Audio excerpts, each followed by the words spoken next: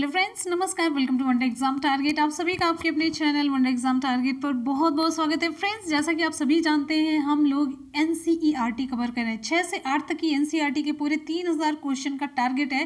पूरे 3000 क्वेश्चन हम लोग जीएस के कवर करेंगे, जिसमें आपको साइंस देखने को मिलेगा, हिस्ट्री देखने को मिलेगा, ज्योग्राफी, पॉलिटी और साथ साथ में इकोनॉमिक्स। सारे जीएस के क्वेश्चन हम लोग कवर करेंगे 6 से 8 तक की एनसीईआरटी से।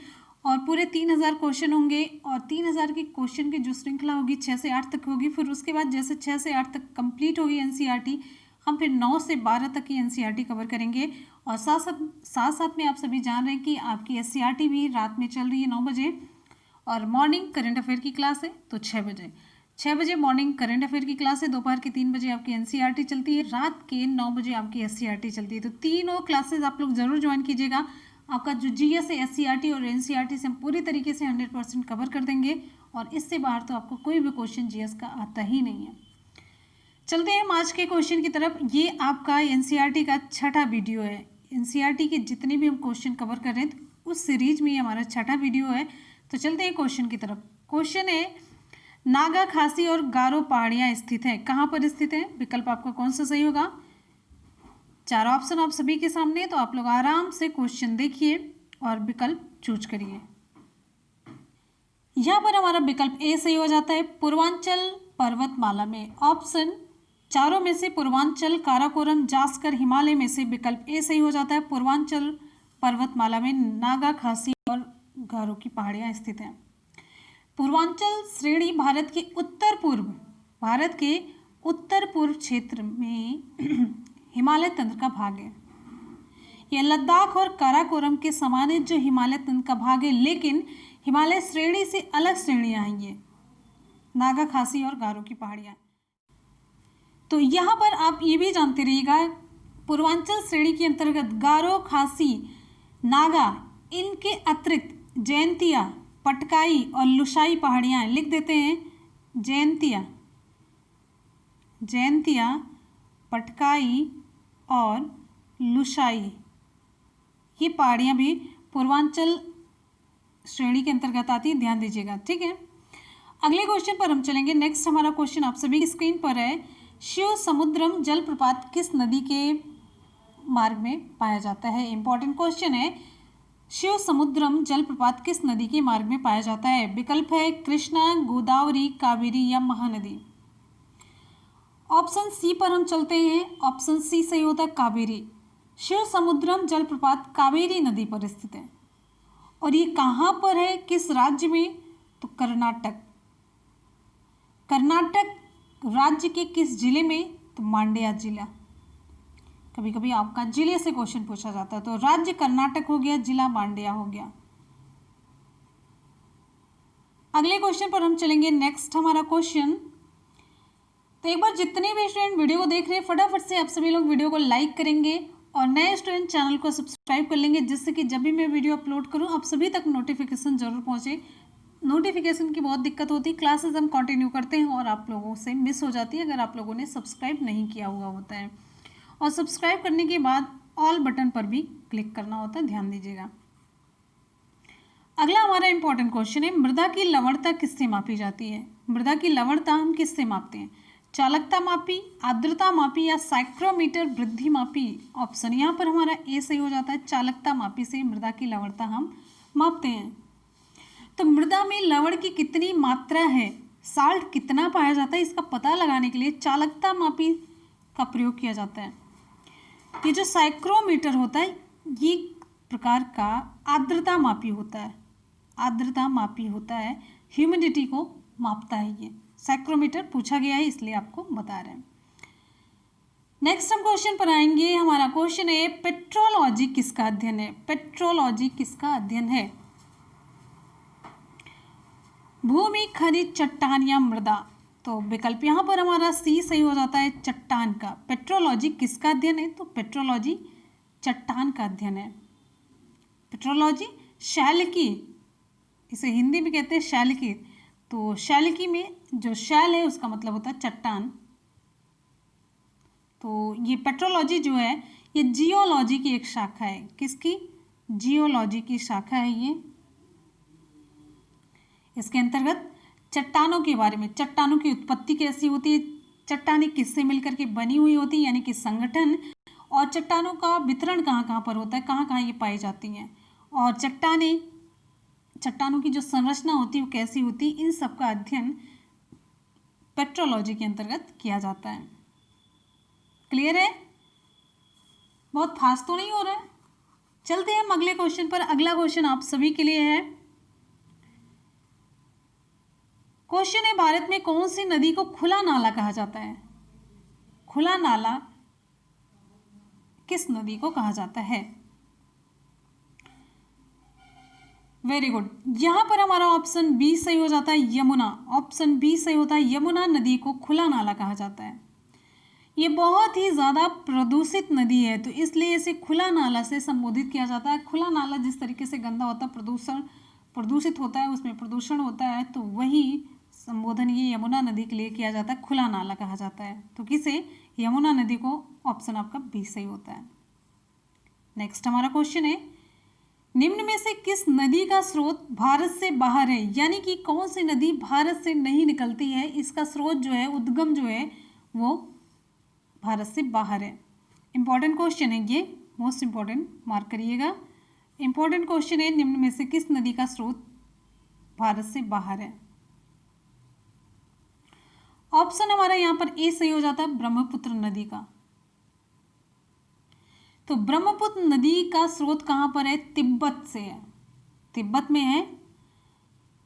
और तिब्बत में इसे किस नदी के नाम से जानते हैं, ये ध्यान दीजिएगा। सांगपो, एग्जाम में क्वेश्चन पूछा गया है।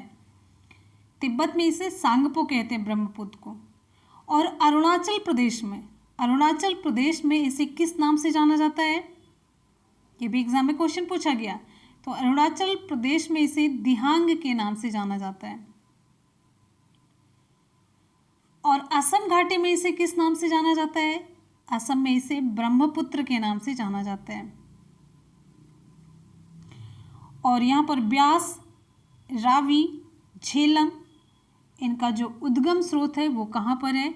ये भारत में ही है, ब्यास, रावी, झेलम इन सब का। लेकिन ब्रह्मपुत्र का तिब्बत में है। ठीक है, तो यहाँ पर ये बताइए, ब्रह्मपुत्र नदी का जो स्रोत है तिब्बत में है, लेकिन ये कहाँ से, किस हिमानी के पास स्थित है इसका स्रोत? तो आंगसी और चेमांगयुंग हिमानी के पास इसका स्रोत स्थित है। अगले क्वेश्चन पर हम चलेंगे। नेक्स्ट हमारा क्वेश्चन है, भारत का प्रथम राष्ट्रीय उद्यान कौन सा है? ये इंपॉर्टेंट क्वेश्चन है। जितने भी क्वेश्चन आप लोग देख रहे हैं सभी बहुत ही सिलेक्टेड और इम्पॉर्टेंट क्वेश्चन है। भारत का प्रथम राष्ट्रीय उद्यान कौन सा है? Corbett national park, Similipal national park, Dachigam वन्यजीव अभ्यारण्य या हजारीबाग नेशनल पार्क? ऑप्शन यहाँ पर हमारा ए सही हो जाता है, कार्बेट नेशनल पार्क। अच्छा, भारत का प्रथम राष्ट्रीय उद्यान कौन सा है? जिम कॉर्बेट नेशनल पार्क है। इसकी स्थापना कब हुई? इसकी स्थापना 1936 में हुई। तब इसका नाम क्या था? तब इसका नाम हेली नेशनल पार्क था। हेली नेशनल पार्क था जब ये 1936 में स्थापित किया गया था। और 1973 में आप जान रहे प्रोजेक्ट टाइगर की शुरुआत हुई। तो प्रोजेक्ट टाइगर की शुरुआत जो 1973 में हुई, ये एक क्वेश्चन अलग से ही अपने में है इम्पॉर्टेंट कि प्रोजेक्ट टाइगर की शुरुआत कब की गई। तो 1973 आपका क्वेश्चन आंसर होना चाहिए, ये एग्जाम में क्वेश्चन खूब पूछा गया। तो जो 1973 में प्रोजेक्ट टाइगर की शुरुआत हुई थी, इसी उद्यान से की गई थी। क्लियर है? इतनी इंपॉर्टेंट फैक्ट इससे रिलेटेड आपको जानने चाहिए। इंपॉर्टेंट क्वेश्चन है, मार्क कीजिएगा। अगले क्वेश्चन पर हम आएंगे। नेक्स्ट हमारा क्वेश्चन है, बागान कृषि पैदा करती है। आपसे मैंने क्वेश्चन पूछा भी था। अब हम एक लाइन से चल रहे हैं, सारे क्वेश्चन एक लाइन से करवा रहे हैं। बागान कृषि क्या पैदा करती है? केवल खाद्य फसलें पैदा करती है या खाद्येतर फसलें पैदा करती है, यानी कि खाद्य से इतर अलग, नगदी फसलें या चार फसलें? ऑप्शन यहाँ पर हमारा सही हो जाता है बी, खाद्येतर फसलें। बागानी कृषि के अंतर्गत चाय, कहवा,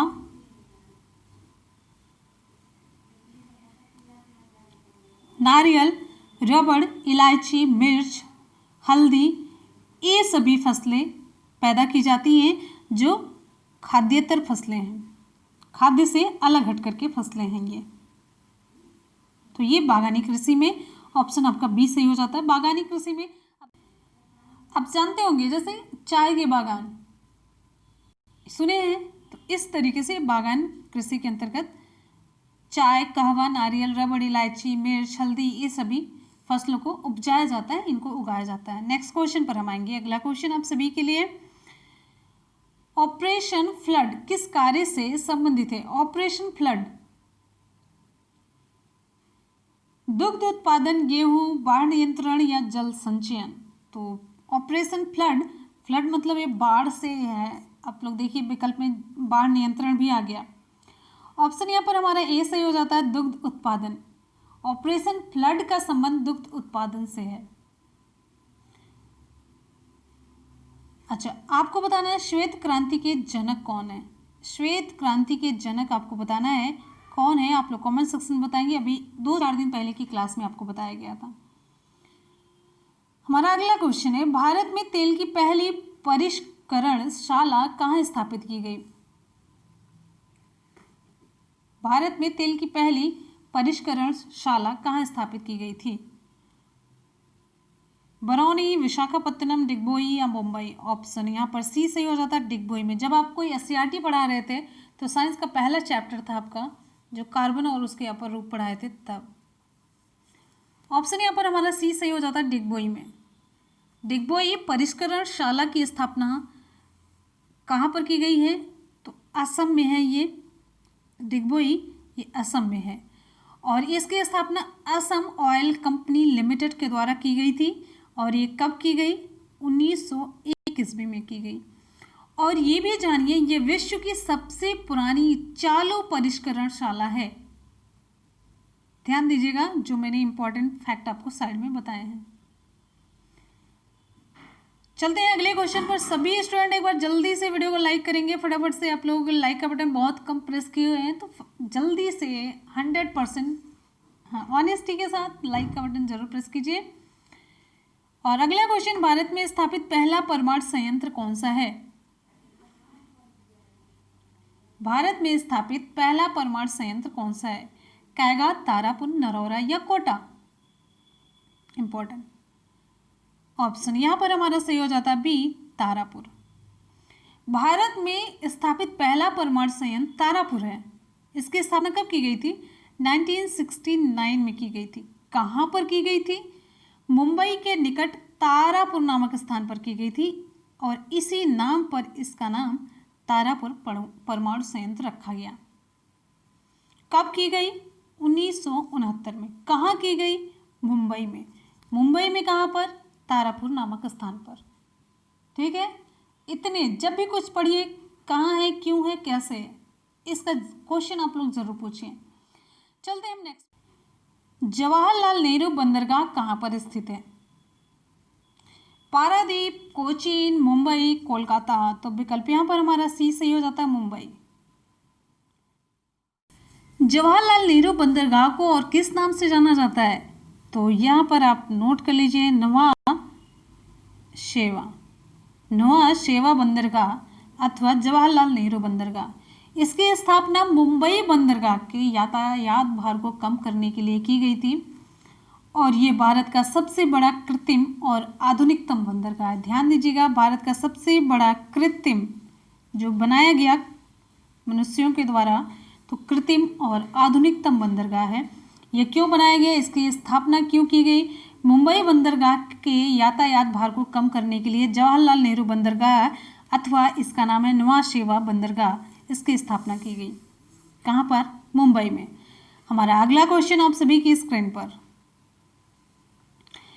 पृथ्वी शिखर सम्मेलन, पृथ्वी बचाओ का आयोजन किया गया था। कहाँ पर किया था? किसने? यूनेस्को ने, UNCED ने, WHO ने, यूनिसेफ ने?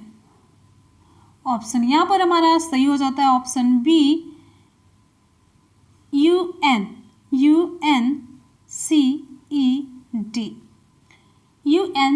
के द्वारा की गई थी पृथ्वी शिखर सम्मेलन का आयोजन। तो इसका फुल फॉर्म जान लेते हैं। United Nations on environment and development, United Nations conference on environment and development. तो पृथ्वी शिखर सम्मेलन इसी के द्वारा आयोजित किया गया था और कहाँ पर किया गया था? रियो डी जेनेरियो में। रियो डी जेनेरियो कहाँ पर है? ये ब्राज़ील में है। कब आयोजित किया गया था? 14 जून 1992 को। तो ध्यान दीजिएगा किसके द्वारा पृथ्वी शिखर सम्मेलन, पृथ्वी बचाओ का आयोजन किया गया था? UNCED के द्वारा। इसका फुल फॉर्म क्या है? United Nations conference on environment and development. कहाँ पर किया गया था? ब्राज़ील में।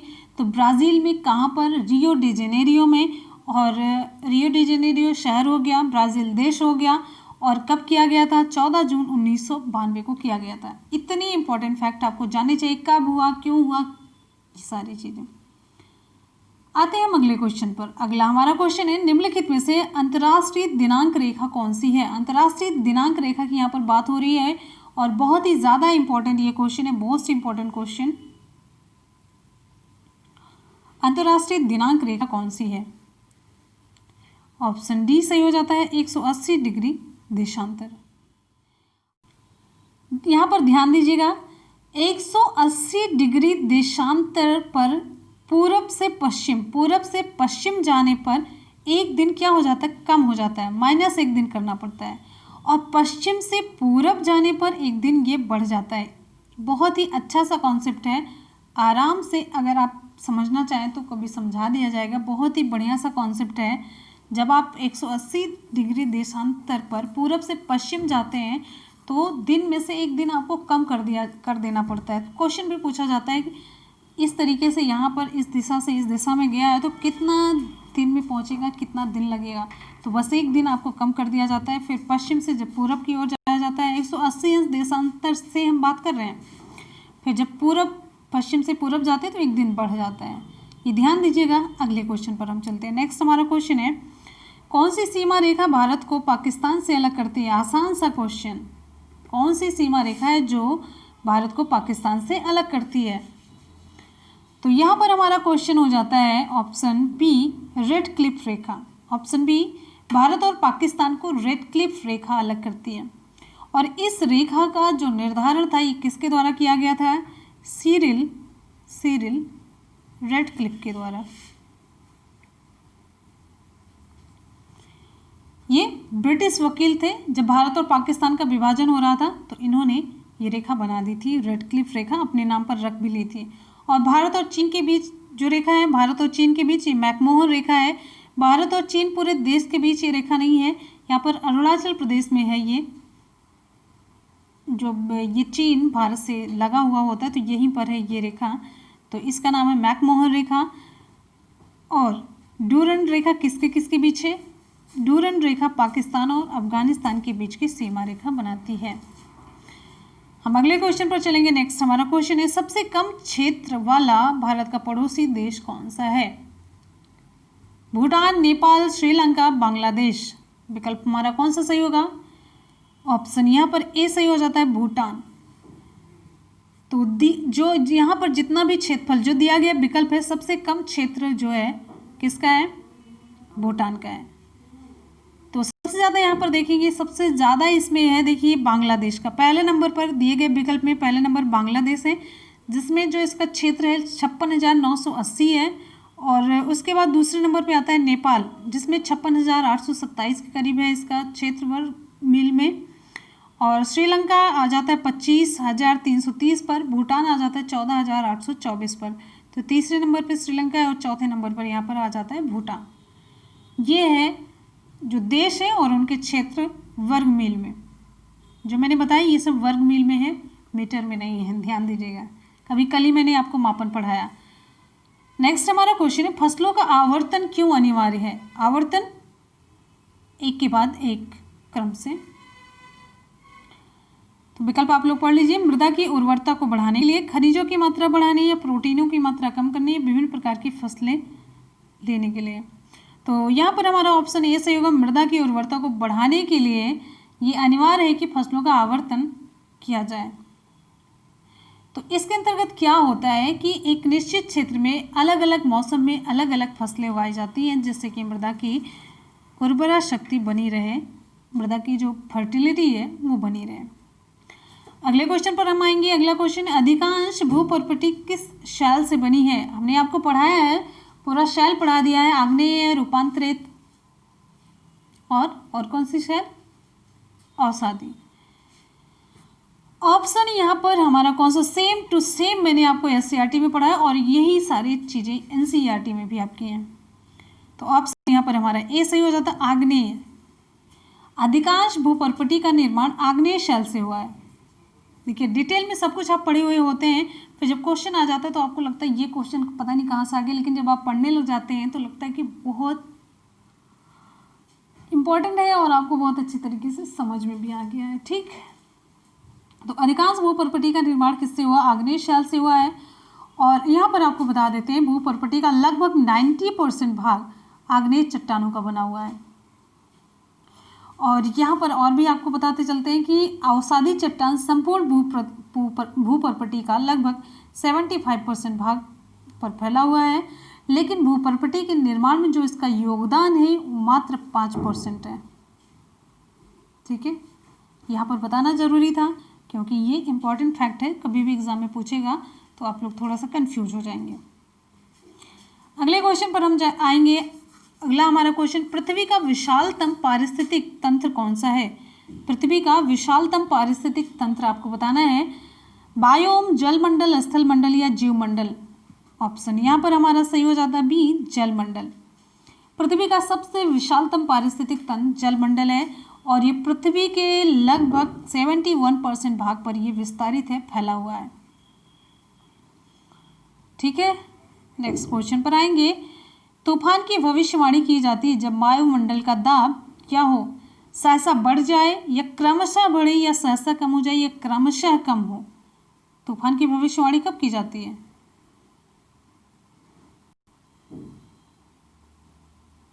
ऑप्शन यहाँ पर हमारा सही हो जाता है सी, सहसा कम हो जाए। धरातली सतह पर या सागर तल पर प्रति इकाई क्षेत्रफल ऊपर स्थित वायुमंडल की सभी परतों के पड़ने वाले समस्त भार को क्या कहते हैं? वायु दाब कहते हैं। ठीक है, तो ये वायु दाब हो गया। जब वायुमंडल का दाब सहसा कम हो जाए तो तूफान की भविष्यवाणी की जाती है। तो आपको मैंने यहाँ पर वायु दाब का कॉन्सेप्ट बताया और जब वायु दाब ये सहसा कम हो जाए, अचानक से कम हो जाए, तभी तूफान की भविष्यवाणी की जाती है और इसी आधार पर जानकार लोग भविष्यवाणी करते हैं। अब तो जैसा लग रहा है कि हम लोग भी भविष्यवाणी कर सकते हैं, बस ये पता चल जाए कि वायुमंडल का दाब कम हो रहा है कि नहीं, अचानक से कम हो रहा है कि नहीं, है कि नहीं। चलिए आ जाते हैं अगले क्वेश्चन पर। क्वेश्चन है, थर्म किसका यूनिट है? मापन से रिलेटेड क्वेश्चन है, थर्म। इसका जो प्रतीक चिन्ह है THEM है, ये किसका यूनिट है? ऑप्शन यहाँ पर हमारा सही हो जाता है बी, ऊष्मा का।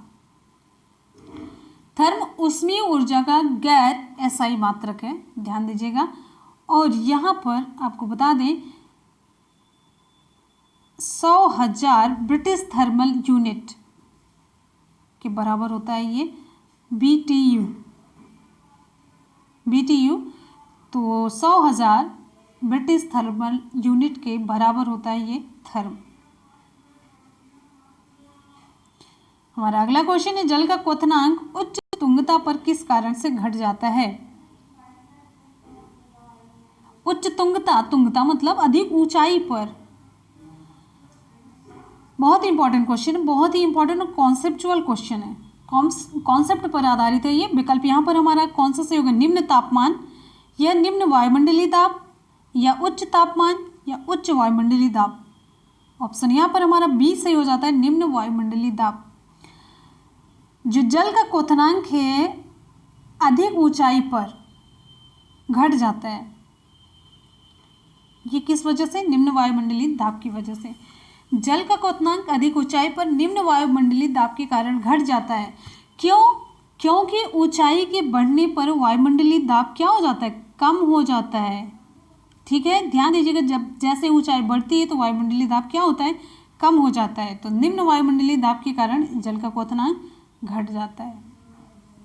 जल का क्वथनांक मतलब जिस ताप पर जल उबलने लगता है। तो 100 डिग्री सेल्सियस पर जल उबलता है, यही जल का क्वथनांक है 100 डिग्री सेल्सियस। हमारा अगला बहुत ही इंपॉर्टेंट क्वेश्चन है, मोस्ट इंपॉर्टेंट है। बर्फ को बुरादे में क्यों पैक किया जाता है? जब बर्फ आप देखते होंगे घर पे, जैसे बहुत बड़ा आयोजन होता है तो जो बर्फ की सिल्ली होती लकड़ी के बुरादे में पैक करके आती है। जब आप बर्फ की सिल्ली देखते हो तो ऊपर से पूरा लकड़ी का ये बुरादा लगा हुआ होता है, उसे साफ किया जाता है, धुला जाता है। ऐसा क्यों किया जाता है? बुरादा बर्फ से चिपकता नहीं है, या बुरादा उष्मा का कुचालक है, या बुरादा उष्मा का सुचालक है, या बुरादा आसानी से पिघलने नहीं देता बर्फ को? तो यहाँ पर हमारा ऑप्शन बी सही हो जाता है, बुरादा ऊष्मा का कुचालक है। बुरादा ऊष्मा का कुचालक है। बर्फ को बुरादे में इसलिए पैक किया जाता है क्योंकि बुरादा ऊष्मा का कुचालक होता है, जिससे यहाँ पर देखिए ये पूरा बर्फ है, इसे ये लकड़ी के बुरादे में इस तरीके से पैक कर दिया गया। क्योंकि यहाँ देखिए ध्यान से, बुरादे में से होके ऊष्मा आर पार नहीं जा सकती है, यानी कि जब बर्फ को चारों ओर से बुरादे से ढक दिया जाता है तो वायुमंडल से ऊष्मा बर्फ तक नहीं पहुँचती है और बर्फ की ऊष्मा बाहर नहीं जाती है। तो इम्पॉर्टेंट फैक्ट यहाँ पर यह है कि जो बाहर की ऊष्मा बर्फ तक नहीं जाती है तो ये बर्फ नहीं पिघलती है और उसी तरीके से बनी रहती है जैसे वो रहती है, नहीं तो बर्फ गल करके ख़त्म हो जाए और उसका कोई मतलब ही ना रह जाए। तो ऊष्मा का कुचालक का कॉन्सेप्ट है यहाँ पर। लकड़ी ऊष्मा की कुचालक होती है। ऊष्मा की कुचालक जितनी भी सामग्री होती है उसमें ऊष्मा का आदान प्रदान नहीं हो पाता है, इसलिए अंदर की ऊष्मा अंदर, बाहर की ऊष्मा बाहर रह जाती है, और जब ऊष्मा अंदर नहीं जाएगी तो बर्फ नहीं पिघलेगी। ठीक, तो फ्रेंड्स यहाँ पर आज के क्वेश्चन हो जाते हैं कंप्लीट। कर लेते हैं एक बार जल्दी से सुपरफास्ट रिवीजन, जिससे कि आप लोग कभी भूले ना और आपकी मेमोरी में फीड रहे। जब आप पढ़ते हैं, रिवीजन करते हैं तो वो चीज़ें काफ़ी देर तक बनी रहती हैं। चलिए स्टार्ट करते हैं। नागा खासी और गारो पहाड़ियाँ कहाँ स्थित हैं? ऑप्शन यहाँ पर हमारा सही हो जाता है पूर्वांचल पर्वतमाला में। शिव समुद्रम जलप्रपात किस नदी के मार्ग में पाया जाता है? ऑप्शन यहाँ पर सी सही होता है, कावेरी। मृदा की लवणता मापी जाती है किससे? ऑप्शन ए चालकता मापी से। पेट्रोलॉजी किसका अध्ययन है? ऑप्शन सी चट्टानों का। क्वेश्चन है भारत में कौन सी नदी को खुला नाला कहा जाता है? भारत में किस नदी को खुला नाला कहा जाता है? Option B Yamuna. नेक्स्ट है निम्नलिखित में से किस नदी का स्रोत भारत से बाहर है? ऑप्शन यहाँ पर ए सही हो जाता है, ब्रह्मपुत्र। भारत का प्रथम राष्ट्रीय उद्यान कौन सा है? Option A Corbett national park. बागान कृषि पैदा करती है? ऑप्शन बी खाद्येतर फसलें। ऑपरेशन फ्लड किस कार्य से संबंधित है? ऑप्शन ए दुग्ध उत्पादन। भारत में तेल की पहली परिष्करणशाला स्थापित की गई कहाँ पर? ऑप्शन सी डिगबोई में। भारत में स्थापित पहला परमाणु संयंत्र कौन सा है? ऑप्शन बी तारापुर, जो कि मुंबई में है। जवाहरलाल नेहरू बंदरगाह कहाँ पर स्थित है? Option C Mumbai. नेक्स्ट हमारा क्वेश्चन है पृथ्वी शिखर सम्मेलन पृथ्वी बचाओ का आयोजन किया था किसने? ऑप्शन बी UNCED ने। निम्नलिखित में से अंतर्राष्ट्रीय दिनांक रेखा कौन सी है? ऑप्शन डी 180 डिग्री देशांतर। कौन सी सीमा रेखा भारत को पाकिस्तान से अलग करती है? तो ऑप्शन यहाँ पर बी सही हो जाता है, रेड क्लिप। सबसे कम क्षेत्र वाला भारत का पड़ोसी देश कौन सा है? ऑप्शन ए भूटान। अगला हमारा क्वेश्चन फसलों का आवर्तन क्यों अनिवार्य है? तो विकल्प ए सही हो जाता है, मृदा की उर्वरता को बढ़ाने के लिए। अधिकांश भूपर्पटी किस शाल से बनी है? ऑप्शन ए आग्नेय शैल। पृथ्वी का विशालतम पारिस्थितिक तंत्र है? ऑप्शन बी जलमंडल। तूफान की भविष्यवाणी की जाती है जब वायुमंडल का दाब क्या हो? ऑप्शन सी सहसा कम हो जाए। हमारा अगला क्वेश्चन है थर्म किसका यूनिट है? ऑप्शन बी ऊष्मा का। जल का क्वथनांक उच्च तुंगता पर किस कारण से घट जाता है? ऑप्शन बी निम्न वायुमंडलीय दाब के कारण। नेक्स्ट हमारा क्वेश्चन है को बुरादे में पैक क्यों किया जाता है? बर्फ को बुरादे में पैक क्यों किया जाता है? ऑप्शन बी, क्योंकि बुरादा ऊष्मा का कुचालक होता है। ऑप्शन बी सही होता है। तो फ्रेंड्स, यहाँ पर आज के क्वेश्चन भी कंप्लीट हो जाते हैं, जो कि आप लोगों ने एनसीईआरटी से देखे और इसका हम लोगों ने सुपरफास्ट रिवीजन भी कर लिया। तो आप सभी को वीडियो पसंद आए तो वीडियो को लाइक और शेयर ज़रूर कीजिएगा। आपसे थोड़ा सा सपोर्ट हो, थोड़ा सा मोटिवेशन हम भी चाहते हैं। आ जाते हैं आज के सवाल की तरफ। आज का सवाल आप सभी के लिए, भारत का प्रथम राष्ट्रीय उद्यान कौन सा है? भारत का प्रथम राष्ट्रीय उद्यान कौन सा है? आप लोगों को कमेंट सेक्शन में कमेंट करके बताना है। Corbett national park, Simli park, Dachigam, Hazaribagh, कौन सा ऑप्शन सही होगा हमारा? आप लोग कमेंट सेक्शन में कमेंट करके जरूर रिप्लाई करेंगे। हमें आपके कमेंट का इंतजार रहेगा और हमेशा की तरह आपको क्लास कैसी लगी ज़रूर अपना फीडबैक दीजिएगा। ठीक, आप लोग पढ़ते रहिए। अब अगर अभी थोड़ा सा रिलैक्स करेंगे तो आपके जो कॉम्पिटिटर हैं, दिन रात लग करके पढ़ रहे हैं, वो आपसे आगे निकल जाएंगे। जहां आपने एक भी, हम घंटे की बात नहीं कर रहे, अगर आपने 10 मिनट रेस्ट किया तो 10 मिनट में जो आपका कॉम्पिटिटर है, कम से कम 10 क्वेश्चन मान लीजिए तैयार किया, 10 भी छोड़िए, एक क्वेश्चन भी तैयार किया, तो आपसे एक कदम तो आगे है। तो आप उसे आगे क्यों जाने दे रहे हैं? आप बस अपने तक ना सीमित रखिए, 2-4 लोग जो आपके कांटेक्ट में हैं, जो लेबोरियस होते हैं, मेहनत करने वाले परिश्रमी बच्चे होते हैं, वो आपके टच में है ही नहीं। वो लगे हुए हैं और आपको पता भी नहीं होने देते, भनक भी नहीं लगने देते। वो आराम से चालाकी से पढ़ते रहते हैं। तो सोते जागते आपका एक ही लक्ष्य होना चाहिए, पढ़ते रहिए। और हाँ, डेली आप एंजॉय भी कीजिए। ऐसा नहीं कि बस किताबी कीड़ा बने रहिए और पढ़ते रह रहे हैं, ऐसा नहीं करना है। हमने बहुत से ऐसे भी स्टूडेंट देखे जो दिन रात पढ़ते हैं, लेकिन उनका एम ही नहीं फिक्स होता है क्या पढ़ रहे हैं, कैसे, बस वो पढ़ रहे हैं, वो नहीं सफल होते हैं। कुछ ऐसे भी स्टूडेंट होते हैं जो कम पढ़ करके, लेकिन सही डायरेक्शन में पढ़ करके भी वो सफल होते हैं। तो मतलब ये नहीं कि आप दिन रात पढ़ते रहिए और आप क्या पढ़ रहे हैं कुछ पता ही नहीं है। उद्देश्य के साथ, एक सही डायरेक्शन में, अच्छी मेहनत के साथ, चालाकी से, बुद्धिमानी से काम करेंगे तो बहुत कम मेहनत में, बहुत ज़्यादा आपको नहीं मेहनत करनी है, तब भी आप सक्सेसफुल हो जाएंगे। लेकिन कम पढ़िए, जितना भी पढ़िए सॉलिड पढ़िए। चलिए, इसी के साथ ही मिलेंगे फिर आपको नेक्स्ट वीडियो में। तब तक के लिए आप लोग पढ़ते रहिए, मेहनत करते रहिए, सफलता ज़रूर मिलेगी। इसी के साथ ही मिलते हैं फिर नेक्स्ट वीडियो में। तब तक के लिए good bye and take care. Thank you so much, love you all, bye bye and take care. जय हिंद।